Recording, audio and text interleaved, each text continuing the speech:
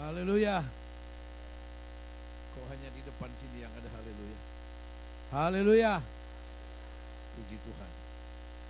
Salam sejahtera di dalam nama Tuhan Yesus Kristus. Puji Tuhan, saudara-saudara sekalian. Saya bersyukur kepada Tuhan pagi hari ini karena setelah 6 tahun kami belum ada kesempatan untuk datang ke Amerika karena segala kesibukan pelayanan. Dan saya bersyukur bahwa tahun 2013 ini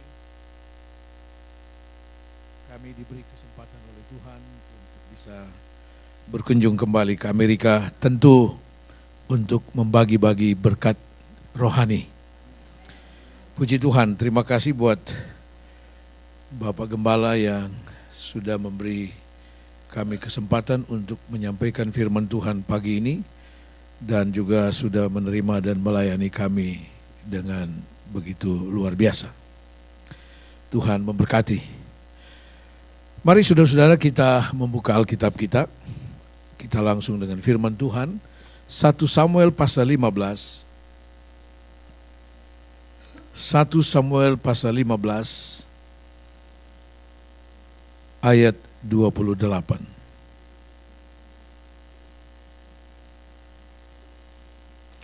Satu Samuel pasal 15 ayat 28. Begini firman Tuhan, saya bacakan buat kita semua. Kemudian berkatalah Samuel kepadanya, Tuhan telah mengoyakkan daripadamu jabatan raja atas Israel pada hari ini dan telah memberikannya kepada orang lain yang lebih baik daripadamu. Puji Tuhan, silakan duduk. Saudara, ketika kita menerima firman Tuhan, firman itu menjadi bagian kita. Tetapi ketika kita melakukan firman, kita menjadi bagian dari firman. Mengapa seringkali firman Tuhan tidak menjadi kenyataan dalam kehidupan kita? Sehingga seringkali orang menganggap pergi di gereja dengan tidak sama saja. Karena kebenaran itu hanya sampai kepada kita menerima firman Allah itu menjadi bagian kita. Ya. Tetapi ketika kita melakukan firman itu, kita menjadi bagian dari firman itu. Menjadi bagian dari kebenaran itu. Di sanalah firman Allah menjadi kenyataan bagi kita. Berapa banyak anak Tuhan yang sampai mendengar, menerima firman Tuhan, hanya sampai di situ. Dan dia tidak pernah menjadi bagian dari kebenaran firman Allah. Saudara dapat melihat dari Kejadian sampai Wahyu, mereka yang menjadi bagian dari kebenaran firman Allah adalah satu kehidupan yang luar biasa. Ya. Sebab ketika kita menjadi bagian dari kebenaran firman Allah, kita menjadi bagian dari Allah sendiri. Karena firman itu adalah milik Allah. Puji Tuhan, kita sudah membaca satu ayat dari firman Tuhan, yang kita semua tentu tahu. Ketika kita membaca ayat ini, ya, firman Tuhan ini disampaikan kepada raja pertama bangsa Israel, yaitu Saul. Setelah Saul untuk kedua kalinya melanggar firman Tuhan, maka Tuhan menyatakan melalui Samuel, Tuhan sudah memilih seorang yang lebih baik dari Saul. Saudara, Allah kita Allah yang progresif, Allah yang bergerak maju, Allah yang selalu mau lebih baik dan lebih baik. Ya. Kitab Amsal katakan bahwa jalan orang benar seperti siang dari yang terus bertambah-tambah sampai kepada siang yang sempurna. Artinya kita harus selalu lebih baik. Tuhan mau kita lebih baik. Dan dia memberi kita firman Tuhan dan Roh Kudus supaya kita lebih baik lagi. Kita sendiri tidak dapat membuat diri kita lebih baik, saudara. Paulus katakan, ketika aku berusaha untuk berbuat yang baik, yang jahatlah yang aku perbuat. Artinya, dari diri kita sendiri, kita tidak dapat meningkatkan kualitas kehidupan kita lebih baik, kecuali oleh firman dan Roh Kudus. Dan itulah yang diberikan kepada kita. Allah mau supaya Saul lebih baik, saudara. Walaupun diangkatnya Saul ini lebih dipaksakan oleh bangsa Israel, tetapi Tuhan mau supaya dia jadi lebih baik. Karena itu dia diberi kesempatan oleh Tuhan untuk melakukan kebenaran firman Allah.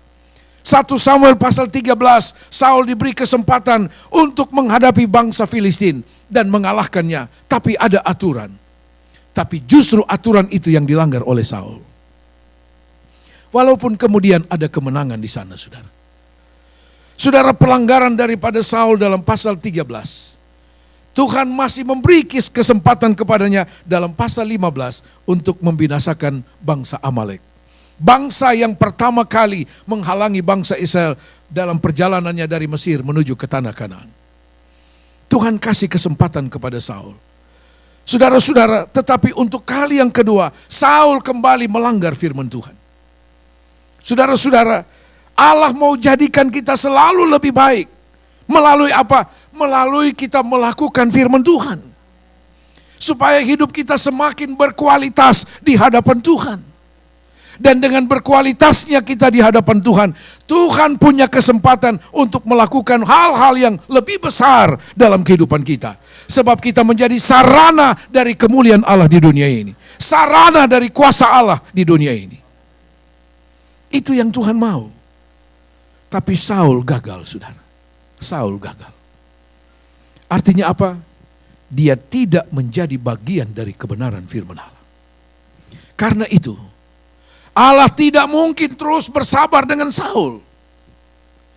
Tetapi di sini kita membaca, Tuhan sudah memberikan kerajaan itu kepada orang yang lebih baik. Tuhan selalu mencari yang lebih baik, saudara. Saudara-saudara, kita semua diberi kesempatan untuk menjadi lebih baik. Karena kita menerima firman yang sama. Kita menerima Roh Kudus yang sama, saudara. Haleluya.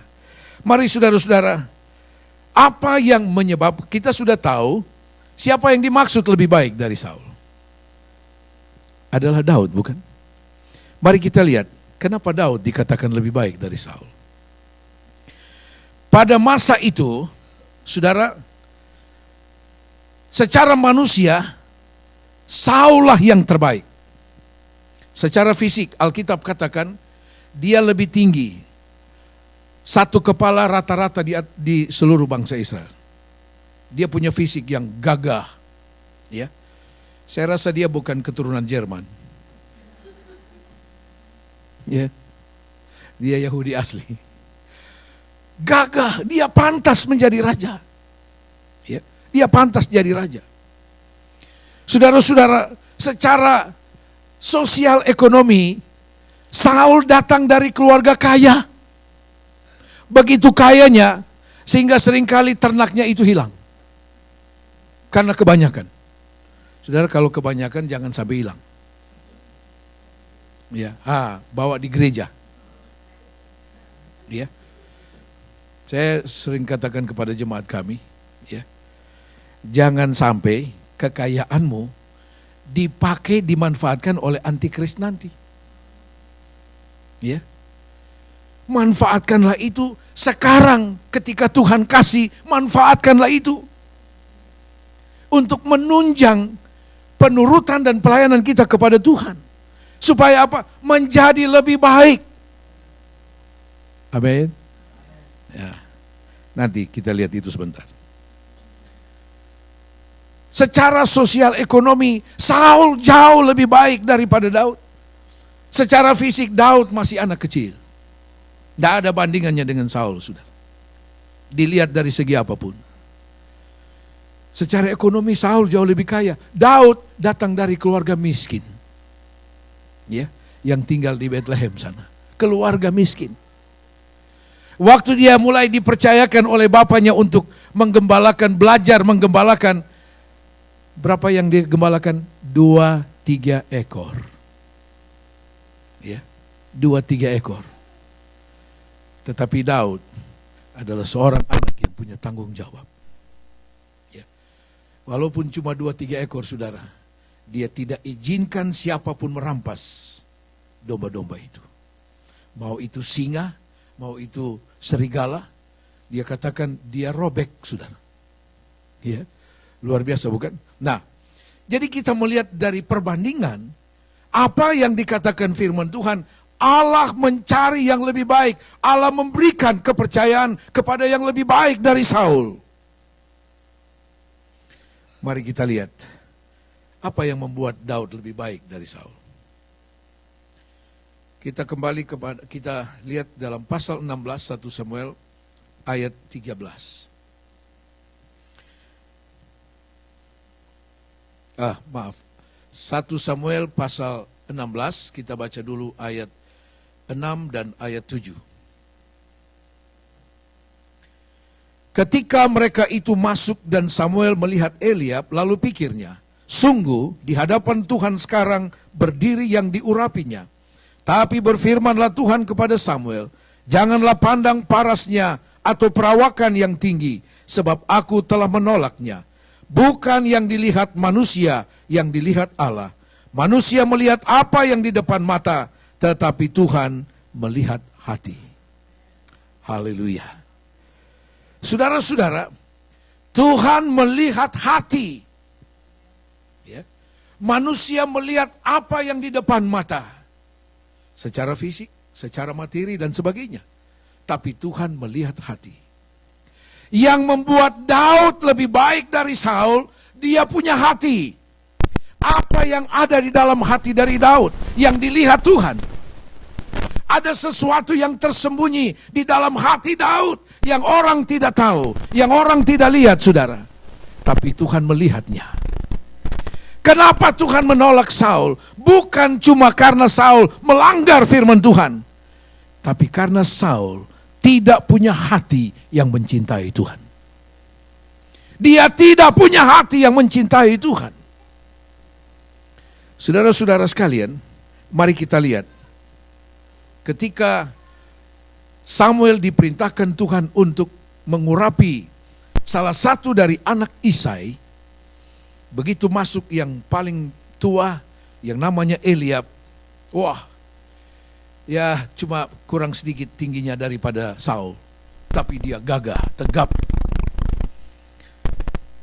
Samuel bilang, Tuhan sekarang sudah berdiri di hadapanmu yang pantas untuk diurapi. Tuhan bilang, bukan dia. Sebab apa yang dilihat manusia, bukan itu yang dilihat Tuhan. Ya. 1 sampai terus sampai yang ke-7, tidak ada yang dipilih Tuhan. Samuel tanya kepada Isai, sudahkah ini semua anakmu? Dia bilang, ya. Oh ya, masih ada satu tapi dia anak kecil. Dia belum pantas ada dalam pertemuan seperti ini. Ya. Dia belum pantas ada dalam pertemuan yang penting ini. Tapi Samuel katakan tidak. Dia harus dipanggil, baru kita bisa makan bersama. Ini Isai bilang, aduh, ini orang tua satu bikin repot, mesti pergi cari dia ada di padang sana. Ya. Tapi Samuel bilang, harus panggil dia. Begitu Daud datang, saudara, orang Langon bilang masih ela-ela celana. Ya. Ya. Masih ela-ela celana, baru masih tarik-tarik begini. Ya. Masih kecil. Tapi ketika dia masuk, Tuhan bilang, dialah yang engkau harus urapi. Tidak masuk di akal, saudara. Tapi ada sesuatu yang Tuhan lihat dalam hati Daud. Apa yang Tuhan lihat dalam hati Daud? Yang pertama, pasal 17, ayat 45. Pasal 17, ayat 45. Tetapi Daud berkata kepada orang Filistin itu, engkau mendatangi aku dengan pedang dan tombak dan lembing, tetapi aku mendatangi engkau dengan nama Tuhan semesta alam, Allah segala barisan Israel yang kau tantang itu. Apa yang ada di hati Daud? Hati yang mengandalkan Tuhan. Ya. Hati yang sungguh-sungguh menaruh harap kepada Tuhan. Yang mengedepankan Tuhan dalam segala hal. Dia punya hati yang sungguh-sungguh mengandalkan Tuhan. Hati yang tahu diri dia tidak ada apa-apanya. Dia katakan kepada Goliat yang Alkitab katakan hampir 3 meter tingginya, saudara. Ya. Dia punya tombak dipikul 2 orang. Kira-kira itu tombak kalau kena Daud yang masih kecil begini, orang Manado bilang tampias, nyanda ada sisa. Bukankah begitu, saudara? Ya. Tetapi melihat itu Daud tidak ciut, dia tidak kecil hati. Dia tidak tawar hati. Karena apa? Aku mendatangi engkau dengan nama Tuhan Allah Israel. Itu yang ada dalam hati Daud. Masih ada hal seperti ini dalam hati kita? Ketika hal ini ada dalam hati kita, saudara, maka jaminan Tuhan menjadi bagian kita. Itu pasti adanya. Ya. Engkau mendatangi aku dengan tombak, lembing, dan pedang. Tapi aku mendatangi engkau dengan nama Tuhan Allah orang Israel. Allah yang kau tantang itu. Haleluya. Daud menempatkan Allah di depan. Dalam menghadapi berbagai masalah, mari kita belajar menempatkan Tuhan di depan. Jangan kemampuan kita, jangan akal kita, jangan perasaan kita. Saudara-saudara, penurutan kepada Tuhan bukan soal perasaan, bukan soal logika, tapi penurutan kepada Tuhan, bagaimana kita mengandalkan Tuhan. Yeremia pasal 17 katakan, diberkatilah orang yang mengandalkan Tuhan. Luar biasa, dia seperti pohon yang tertanam di tepi air, yang selalu berbuah pada musimnya. Dia tidak takut datangnya musim kering. Haleluya, itu orang yang mengandalkan Tuhan. Saudara-saudara sekalian, saya tahu saudara banyak pergumulan di Amerika ini. Mungkin ada sesuatu yang saudara gumuli sudah bertahun-tahun, mungkin sudah di atas 10 tahun. Menyangkut status barangkali. Ya, saudara belajar mengandalkan Tuhan. Ya, belajar mengandalkan Tuhan. Di dalam segala hal, andalkan Tuhan. Kenapa kita harus belajar mengandalkan Tuhan? Karena bagi Tuhan tidak ada yang mustahil. Mustahil bagi manusia, bagi Tuhan tidak. Haleluya. Yang kedua, apa yang ada di hati dari Daud? Pasal 17 ayat 46. Hari ini juga Tuhan akan menyerahkan engkau ke dalam tanganku, dan aku akan mengalahkan engkau dan memenggal kepalamu dari tubuhmu.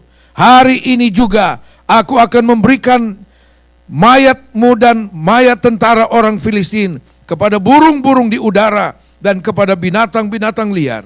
Saudara perhatikan kalimat ini. Supaya seluruh bumi tahu bahwa Israel mempunyai Allah. Hati yang murni untuk memuliakan Tuhan. Itu yang ada dalam Daud. Dia tidak bilang, oh saya kalahkan engkau supaya seluruh bumi tahu Israel punya Daud. Tidak ada itu. Tidak ada. Tapi supaya seluruh bumi tahu Israel punya Allah. Dia punya hati yang murni hanya untuk memuliakan Tuhan.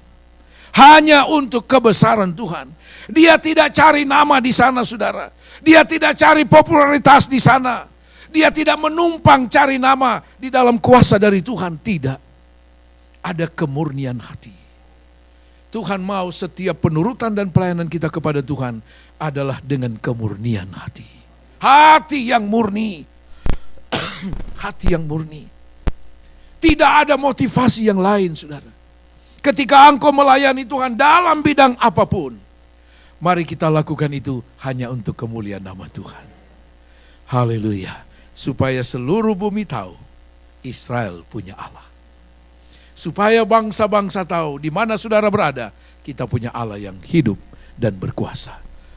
Bukan seperti orang Langwan bilang, Seireen. Ya, Ya, orang Kupang bilang kok betana. Ya, jangan. Saudara, kita ini tidak ada apa-apanya. Semua hanya karena kemurahan Tuhan. Ya, hanya karena kemurahan Tuhan. Kita tidak ada kelebihan apapun. Ya, Daud punya hati yang murni. Itu yang Tuhan lihat. Karena itu Tuhan bilang, Tuhan melihat hati, bukan penampilan, tapi hati.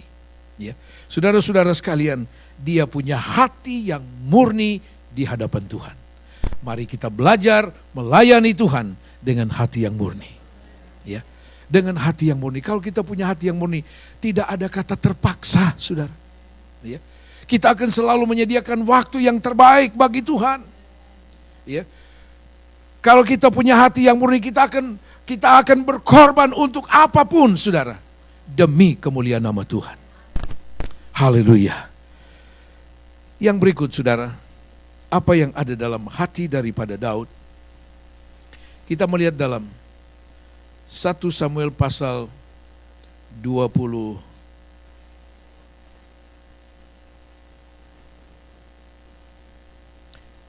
Pasal 25. Ya.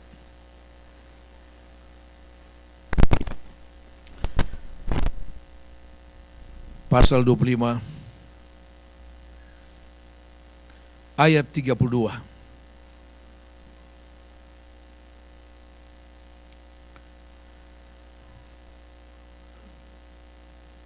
Lalu berkatalah Daud kepada Abigail, maaf, bukan pasal 25. Maaf, pasal 26 ya, pasal 26. Kita baca mulai ayat yang ke-8. Lalu berkatalah Abisai kepada Daud, pada hari ini Allah telah menyerahkan musuhmu ke dalam tanganmu. Oleh sebab itu izinkanlah kiranya aku menancapkan dia ke tanah dengan tombak ini dengan satu tikaman saja. Tidak usah dia kutancapkan 2 kali. Tapi kata Daud kepada Abisai, jangan musnahkan dia, sebab siapakah yang dapat menjamah orang yang diurapi Tuhan dan bebas dari hukuman.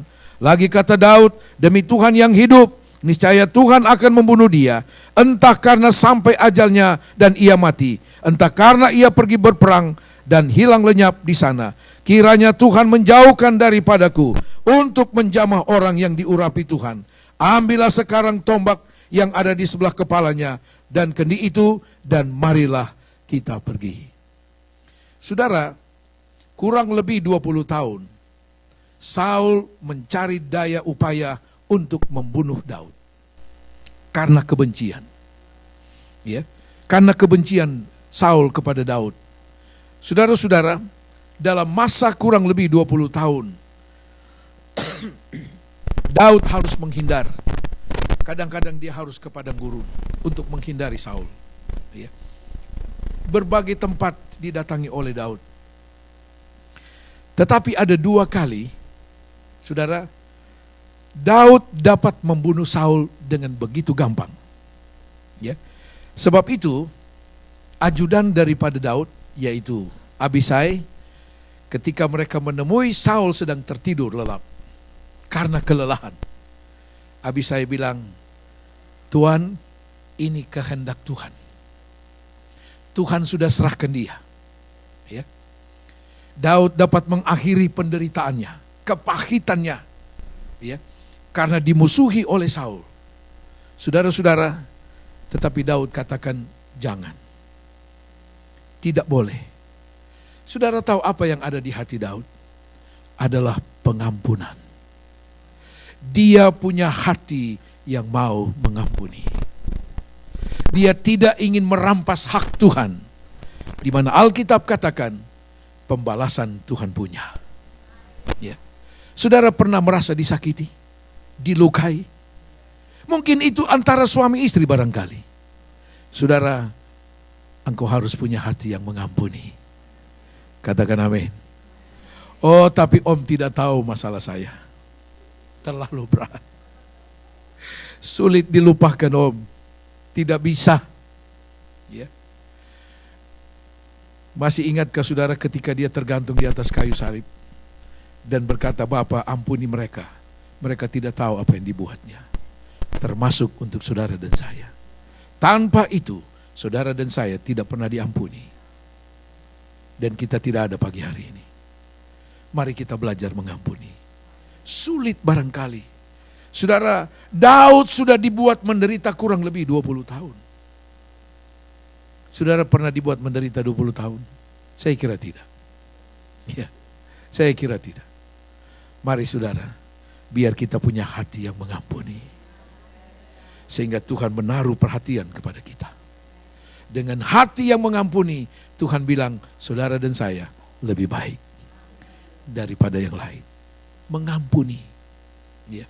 Memang sulit. Ya, memang sulit. Apalagi kalau sudah terbawa emosi, terbawa gengsi dan sebagainya, saudara. Oh, sulit sekali. Sulit sekali. Tapi mari kita belajar dari firman Tuhan.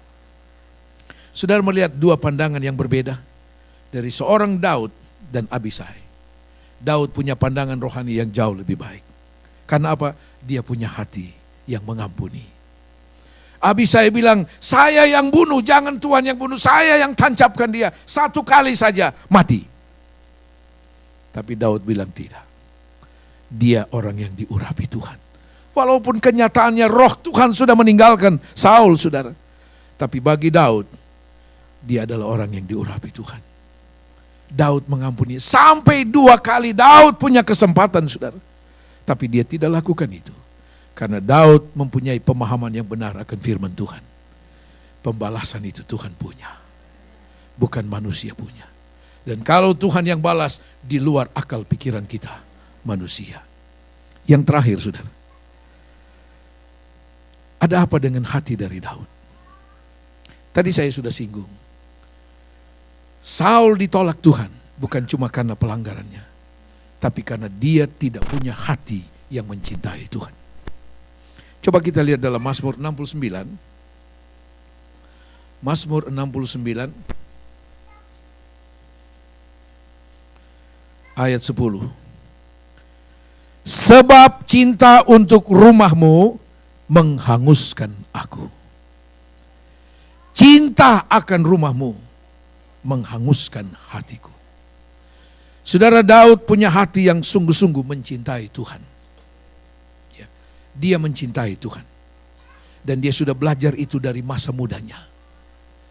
Karena dia mencintai Tuhan, dia membangun itu dalam satu hubungan, dalam pujian penyembahan kepada Tuhan. Ya. Daud dari muda, dia sudah belajar membangun hubungan dengan Tuhan. Ya. Membangun hubungan dengan Tuhan dalam pujian dan penyembahan. Kenapa? Karena Daud mencintai Tuhan. Saudara tidak membangun hubungan dengan orang yang saudara tidak cintai, bukan? Tapi ketika engkau mencintai seseorang, saudara akan mulai membangun hubungan dengan dia. Apapun keadaannya. Ya. Ketika seorang muda mencintai seorang pemudi, dia mulai bilang, lautan api sekalipun, ya, saya akan lewati, saya akan seberangi. Ya, saudara-saudara, begitu jadi suami istri, ya, istri sudah telepon, jemput sudah. Karena hujan, dia tidak pergi. Ya, dulu biar lautan api katanya. Daud mempunyai hati yang mencintai Tuhan. Itu yang Tuhan lihat dari Daud. Dan dia buktikan itu dalam hubungan dengan Tuhan. Dalam pujian penyembahan kepada Tuhan. Dan saudara, ketika Daud menjadi raja, apa yang dia buat pertama kali? Dia berupaya mengembalikan tabut Tuhan. Peti perjanjian yang dirampas oleh orang Filistin. Dan dikembalikan di Kiryat Yearim. Saudara, selama pemerintahan Saul, Saul tidak punya hati untuk mengembalikan tabut Tuhan. Karena itu dia ditolak Tuhan. Tapi Daud, dia punya hati untuk mengembalikan tabut Tuhan. Sebab Daud paham betul, tabut Tuhan adalah tempat di mana kemuliaan Allah turun. Saudara-saudara, Daud berupaya, 1 Tawarikh pasal 13, Daud berupaya kembalikan tabut Tuhan. Tapi ketika itu, Daud salah. Daud tidak ikut aturan. Sebab yang dibawa oleh Daud waktu itu adalah pemuka-pemuka Israel, pemimpin-pemimpin perang orang Israel. Itu yang diutamakan oleh Daud. Padahal urusan tabut Tuhan adalah urusan dari para imam dan orang Lewi. Seringkali kita ingin berbuat baik untuk pelayanan, tapi kita harus tahu aturannya. Ada aturan, saudara. Ya. Yang terjadi akhirnya adalah kematian dari Uza. Ya. Itu kesalahan pertama daripada Daud, mengembalikan tabut Tuhan, karena dia tidak langsung melibatkan para imam dan orang Lewi. Yang kedua, apa yang dibuat oleh Daud, dia belajar dari orang Filistin. Ketika orang Filistin mengembalikan tabut Tuhan, mereka taruh di satu kereta yang baru, yang ditarik oleh lembu. Ya. Daud mungkin belajar dari itu. Kalau orang Filistin bisa sediakan kereta baru, masa saya tidak bisa buat itu? Seringkali kita mengadopsi tata cara dunia masuk dalam gereja. Oh, kelihatannya hebat, hura-hura, saudara. Tapi itu kereta baru yang akan mengakibatkan kematian rohani. Dengan kereta baru, ketika tabut itu dimuat atas kereta baru, dikatakan lembu itu tergelincir dan tabut itu hampir jatuh sehingga Uza memegangnya. Tapi Alkitab katakan Tuhan membunuh dia. Karena dia tidak boleh menjamah tabut itu. Itu kesalahan dari Daud. Daud tentu merasa, oh saya sekarang seorang raja, masa tidak bisa sediakan kereta baru seperti orang Filistin? Jangan, saudara. Dalam perjalanan tabut Tuhan ketika pertama kali dibuat di padang gurun, saudara tahu di 4 sudut dari tabut itu ada cincin, ada gelang di sana yang terbuat dari emas. Fungsinya apa? Supaya kayu pengusung dapat dimasukkan dalam lubang gelang ini di samping-samping dan dipikul. Ya. Jadi tabut itu tidak pernah dimuat di satu kendaraan apapun. Itu harus dipikul oleh para imam-imam. Itu fungsi daripada cincin atau gelang yang ada pada keempat sudut itu. Ya. Tetapi dengan dimuat pada kereta baru, saudara, ada bagian yang tidak berfungsi di sana, yaitu kayu pengusung tidak berfungsi. Ya. Karena sebenarnya itu adalah satu bagian yang tidak terpisahkan. Ya. Daud belajar dari orang Filistin, orang dunia. Saudara-saudara sekalian, jangan pernah mengadopsi tata cara dunia yang mungkin kita lihat di televisi. Oh, bagus. Ya, bagus, kita bisa belajar dari itu. Dan tidak dapat disangkal, cara-cara dunia mulai masuk dalam gereja. Haleluya. Saudara, Tuhan mau ketika tabut itu dipikul, artinya saudara dan saya harus merasa terbeban. Ya. Ada beban untuk pelayanan pekerjaan Tuhan. Ya. Beban kita untuk pelayanan pekerjaan Tuhan tidak bisa diganti dengan fasilitas apapun. Tidak bisa. Ya. Contohnya, saudara, perlengkapan musik ini baik adanya. Ya, baik adanya. Tetapi, saudara, roh dari puji-pujian itu bukan ada pada musik ini. Tapi ketika engkau bergumul kepada Tuhan, engkau harus terbeban supaya puji-pujian itu berkenan kepada Tuhan. Bukan dengan penampilan segala fasilitas yang canggih, saudara, bukan. Itu kereta baru. Tapi sebelum saudara dan saya, saudara-saudara yang ditugaskan untuk ini, bukan mulai menjamah ini, segala fasilitas yang harus canggih, saudara, bukan. Itu kereta baru. Harus memikul kekudusan dari Allah. Tapi sebelum saudara dan saya, Tuhan akan bekerja yang ditugaskan melalui setiap fasilitas yang ada. Ini hanya penunjang, saudara. Tapi yang utama, setiap pribadi kita merasa terbeban supaya puji-pujian kita, oh, diberkati oleh Tuhan. Allah turun dengan kuasanya. Seringkali kita melihat di televisi berbagai acara gereja, saudara. Oh, hebat. Tapi hati saya tidak pernah tersentuh. Sebab tidak ada Roh Kudus di sana. Segala persiapan dibuat. Tapi pernahkah mereka datang merendahkan diri? Bergumul, berdoa dan berpuasa supaya roh Tuhan bekerja. Itu menjadi tantangan bagi kita. Itu kesalahan dari Daud. Tetapi kemudian dalam pasal 15 1 Tawarikh, Daud lalu surut dan dia kembali berupaya untuk mengembalikan tabut Tuhan. Dan kali ini Daud melakukan dengan benar. Dia panggil semua para imam dan orang Lewi. Dia bilang, kamulah yang ditugaskan Tuhan. Silahkan kita datang ke sana untuk ambil tabut Tuhan. Dan itu berhasil, saudara. Dia berhasil. Hal ketiga kegagalan Daud mengembalikan tabut Tuhan. Karena waktu itu Daud belum mempersiapkan tempat untuk tabut Tuhan. Belum. Lalu mau ditaruh di mana? Tapi untuk kali yang kedua Alkitab katakan Daud membangun tenda untuk tabut Tuhan. Sehingga ketika tabut itu datang sudah ada tempatnya. Seringkali kita tidak menyediakan hati yang terbaik untuk Tuhan. Kita datang di ibadah, tapi kita tidak menyediakan hati yang terbaik bagi Tuhan. Ya. Sehingga ibadah itu hanya sesuatu yang formalitas, rutinitas, tanpa merasakan apapun. Saya selalu katakan kepada jemaat kami, setiap kali datang di ibadah, saudara harus mempersiapkan hatimu. Mempersiapkan hatimu. Ya.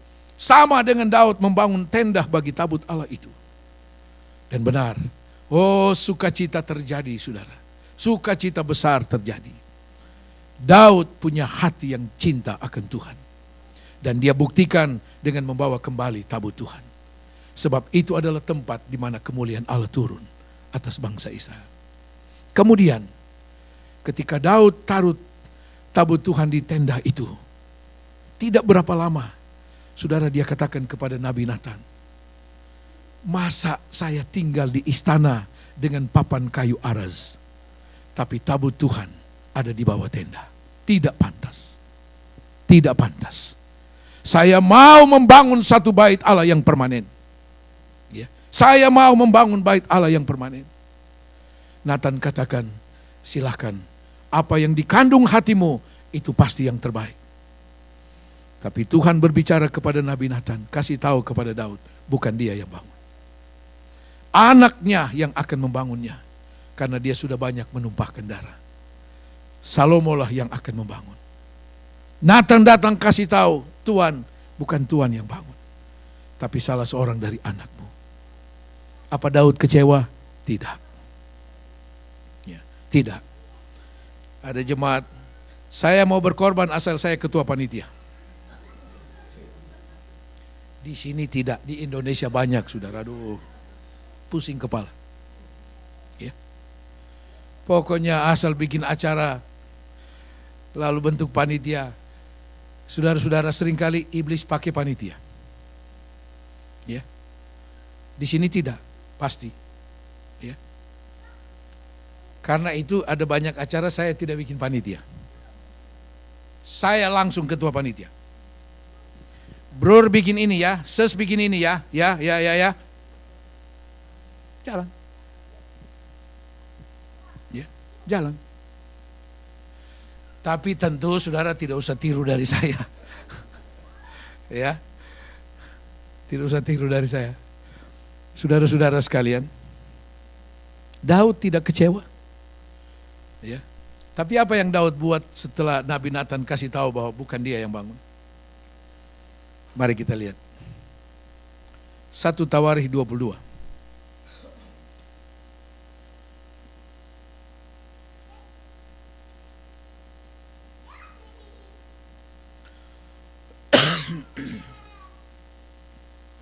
Satu Tawarikh 22 ayat 5. Karena pikir Daud, Salomo anakku masih muda dan kurang berpengalaman, dan rumah yang harus didirikannya bagi Tuhan haruslah luar biasa besarnya, sehingga menjadi kenamaan dan termasyhur di segala negeri.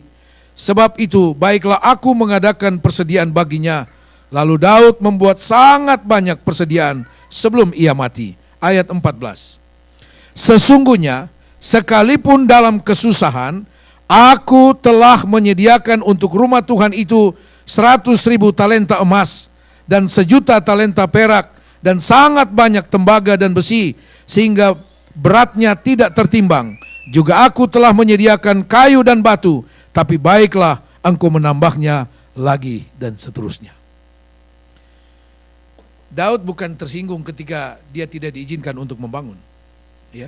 Tapi dikatakan Daud lalu mempersiapkan bahan untuk pembangunan sekian banyak. Di antaranya dikatakan 100.000 talenta emas. Menurut ukuran yang saya baca dalam Alkitab, 1 talenta sama dengan 30 kilogram. Jadi berapa kilogram itu? 3 juta kilogram. Berapa ton? 30 ton? 30 ton? Saudara mau berkorban seperti itu? Oh, Daud sangat kaya. Dari rampasan-rampasan dari upeti, raja-raja di sekitar yang dikalahkan. Tiap tahun mereka bawa upeti kepada Daud. Dalam bentuk emas, perak, dan sebagainya. Ya. Daud bilang, puji Tuhan, sudah ada yang saya mau wariskan untuk anak-anak saya. Dia punya anak banyak. Banyak. Ya. Tidak salah saudara bekerja sebagai orang tua supaya ada dia wariskan kepada anak-anak. Tidak salah. Tapi mari kita belajar dari firman Tuhan. Ya. Kalau saja Daud simpan kekayaannya ini untuk diwariskan kepada anak-anaknya, bukan cuma 7 turunan, mungkin 100 turunan tidak habis. Ya. Oh, luar biasa kekayaannya. Saudara bayangkan, yang dia korbankan 100 talenta emas, ya, sama dengan 3 juta kilogram. Saya kira belum ada orang yang punya emas seperti itu, ya. Luar biasa. Perak, waduh, sudah tidak terhitung. Ya, luar biasa. Tetapi semua dikorbankannya untuk pekerjaan Tuhan. Ya. Berangkat dari apa? Hati yang murni untuk kemuliaan nama Tuhan. Saudara, apa dia tidak pikirkan? Bahwa dia juga harus wariskan sesuatu untuk anak-anaknya. Mumpung jadi raja, ya, kekayaannya banyak. Bukankah itu seharusnya untuk anak-anaknya secara manusia? Apa saudara kira Daud tidak pikir anak-anaknya? Keturunannya? Dia pikir. Dia pikir. Mari kita lihat apa yang Daud pikir untuk anak-anaknya. 1 Tawari 17. Ayat 27. 1 Tawari 17 ayat 27. Kiranya engkau sekarang berkenan memberkati keluarga hambamu ini, supaya tetap ada di hadapanmu untuk selama-lamanya. Sebab apa yang engkau berkati ya Tuhan, diberkati untuk selama-lamanya. Ini yang dia pikirkan untuk anak-anaknya, untuk keluarganya. Dia tidak bilang, papa punya kekayaan banyak, tidak usah khawatir. Bukan. Kekayaannya untuk pekerjaan Tuhan. Anak-anaknya dapat apa? Dia bilang, Tuhan, kiranya sekarang engkau berkenan memberkati keluarga hambamu. Yaitu biarlah keluarga hambamu tetap hidup di hadapan hadiratmu. Itu warisan yang terbaik, saudara. Ya. Doa kita, pergumulan kita, supaya keluarga kita, anak-anak kita, suami istri, hidup di hadapan hadirat Tuhan. Dan Daud bilang, sebab apa yang engkau berkati, akan tetap diberkati untuk selama-lamanya. Haleluya. Kalau Tuhan buka pintu, tidak ada yang bisa tutup. Tapi kalau Tuhan tutup, tidak ada yang bisa buka, saudara. Ini pikiran Daud untuk anak-anaknya. Ya. Dia tidak bilang, ada kekayaanku, jangan khawatir. Tidak. Kekayaannya untuk Tuhan. Karena dia tahu itu dari mana? Dari Tuhan juga. Haleluya. Tapi tentu sebelum Daud kasih korban semua ini, dia bayar perpuluhan dulu. Ya. Dia bayar perpuluhan dulu. Perpuluhan dulu baru kasih korban. Amin. Saudara, Alkitab bilang perpuluhan itu milik Tuhan. Ya. Artinya apa? Tuhan punya. Tuhan punya hak dan tidak bisa diganggu-gugat oleh siapapun. Ya. Allah mengecam bangsa Israel dalam Maleakhi pasal 3 ayat 8. Karena apa? Mereka menipu Tuhan dalam soal persepuluhan. Ya. Sehingga dikatakan kamu kena kutuk dari Tuhan. Ya. Kalau saudara mau tahu apa itu kutuk dari Tuhan, Ulangan 28 mulai ayat 14 saudara nanti baca. Kalau saudara dapati salah satu dari kutuk itu yang saudara sedang alami, periksa diri. Berarti saudara tidak jujur dalam perpuluhan. Lah iya. Nanti saudara baca di rumah. Ya. Saudara-saudara, itu milik Tuhan. Dan dalam Maleakhi pasal 3 ayat 10 dikatakan, bawalah olehmu seluruh perpuluhanmu ke perbenaran rumah Tuhan. Saudara mengerti apa yang dimaksud dengan seluruh? Yang pertama, semua berkat yang melewati kantong kita, tangan kita, hasil pekerjaan kita, atau apapun, itu ada milik Tuhan. Katakan amin. Atau mungkin saudara mulai pikir-pikir, oh iya ya, berarti saya salah kalau begitu. Seluruh, apapun bentuknya, ada milik Tuhan di sana. Pengertian seluruh yang kedua artinya utuh, tidak dibagi-bagi. Jemaat tidak punya hak membagi milik Tuhan. Coba ada orang punya dititip kepada saudara, dia datang minta, saudara bilang, saya so bagi-bagi. Enak aja. Ya. Begitu juga milik Tuhan, utuh. Ya, dibawa kembali ke perbenaran rumah Tuhan. Ya. Jangan di sini tidak ada, tapi di state lain ada. Ya. Dia terima berkat, terima gaji, perpuluhannya dia kirim ke Indonesia. Enak aja. Ya. Enggak boleh. Dia bilang, karena gembalaku ada di Indonesia, yang kasih makan kau di sini siapa? Ya. Enggak boleh seperti itu. Oh ada hamba Tuhan yang susah. Itu nanti tanggung jawab gembala, bukan saudara. Utuh, seluruh artinya utuh. Itu firman Tuhan. Ya. Nah kalau kita lakukan itu, Alkitab bilang apa? Ujilah akan Tuhan. Kalau dia tidak membuka pintu langit dan memberi kelimpahan kepadamu. Ayat 11 Maleakhi pasal 3 dikatakan, dia akan menghardik segala yang akan menghabiskan hasil bumimu. Ada satu kesaksian saudara. Di Sumba, di Nusa Tenggara Timur, beberapa tahun yang lalu, sempat kabar ini tersiar di seluruh Indonesia, di surat kabar, di televisi. Karena, saudara, Pulau Sumba itu diserbu dengan jutaan belalang. Ya, orang bilang komong, ya, belalang yang besar-besar, ya, serbu tanaman padi, ya, serbu tanaman, tidak ada sisa, luar biasa saudara, ya, dorong serbu waktu malam, ya, begitu pagi, waduh, habis semua. Ada satu area persawahan, saudara, yang luas, ya. Ini sebenarnya tinggal 1 minggu panen. Ya. Tahu-tahu habis sama sekali. Tapi di tengah persawahan yang luas itu ada satu petak. Karena sawah begitu luas ada beberapa banyak orang punya, bukan satu orang punya. Ada satu petak, saudara, tidak terlalu besar, yang tidak diganggu sedikit pun oleh belalang. Tidak diganggu sedikit pun. Ya. Tidak ada satu batang yang putus oleh belalang. Orang heran, loh kok itu tidak diganggu, utuh. Mereka cari tahu, yang punya itu siapa? Cari tahu, anak Tuhan. Ya, anak Tuhan. Cari tahu kepada gembalanya, siapa itu anak Tuhan? Anak Tuhan yang paling setia mengembalikan milik Tuhan. Ya. Begitu dia panen, buah sulung kasih dulu. Buah sulung, sebelum dia cicipi itu hasil panen, buah sulung dia kasih.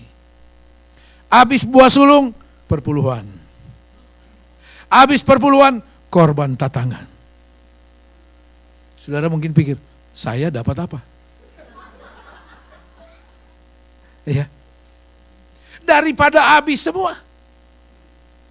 Akhirnya yang lain ini, orang-orang dari gereja lain, saudara, wah, mereka pergi ngamuk dengan pendetanya. So itu kok pendetanya tidak pernah khotbah tentang perpuluhan. Coba lihat, habis semua kami punya padi. Jadi mereka tidak lakukan karena tidak tahu. Nah, kalau sudah tahu tidak lakukan, berurusan dengan Tuhan. Ya. Ada gembala malu bicara soal perpuluhan, tapi Pak Semi tidak malu. Saya tidak malu, karena apa? Saya mau jemaat diberkati Tuhan. Ya. Supaya jemaat jangan alami kutuk dari Tuhan. Ya. Sebab ada jemaat, saudara, suami istri, sudah sekian lama belum dikaruniakan anak. Ya. Tapi ketika mereka tahu apa itu perpuluhan milik Tuhan, dan mereka lakukan dengan jujur dan sepenuhnya, oh istrinya hamil, dapat anak. Oh beberapa kurang mau rem-rem. Kurang mau rem-rem, saudara. Tapi bapak gembala dan ibu gembala punya anak rohani banyak. Puji Tuhan. Ya. Saudara, apa yang Tuhan tidak bisa buat? Jadi saya percaya, sebelum Daud kasih korban, dia kasih milik Tuhan dulu.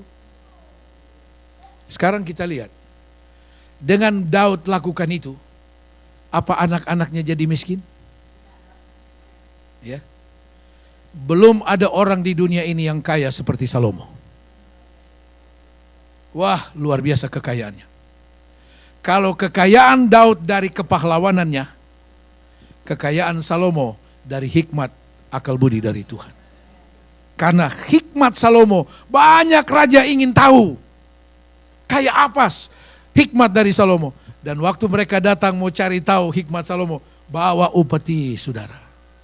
Bawa emas, bawa perak, cuma mau tahu hikmat dari Salomo. Luar biasa bukan? Karena doa Daud supaya keluarga hambamu hidup di hadapan Tuhan, Tuhan kasih modal. Modalnya apa? Hikmat dan akal budi. Itu membuat Salomo sangat kaya. Sangat kaya. Jauh lebih kaya dari Daud. Firman Tuhan, ya dan amin. Haleluya. Oh Tuhan ajaib, saudara. Ya. Itu yang ada di hati dari Daud. Tuhan lihat itu. Dia cinta Tuhan. Dan dia buktikan luar biasa bagaimana dia cinta Tuhan. Dia kembalikan tabut Tuhan. Dia mau bangun bait Allah. Tuhan bilang jangan. Dia sediakan persediaan untuk itu. Sebenarnya kita lebih pantas jadi ketua panitia. Kita susah dia doi mau kasih. Karena bukan kita, biar jodoh orang. Ya, biar jodoh orang itu berkorban. Gembala yang tahu kita susah dia doi. Kalau dia angkat kita jadi ketua panitia, karena dia tunjuk orang lain, biar jodoh orang. Di sini tidak ada. Di Kupang banyak. Ya, jangan saudara, kita punya hati yang murni. Amin. Karena semua yang kita lakukan hanya untuk kemuliaan nama Tuhan. Tuhan Yesus memberkati. Saya kembalikan pada gembala.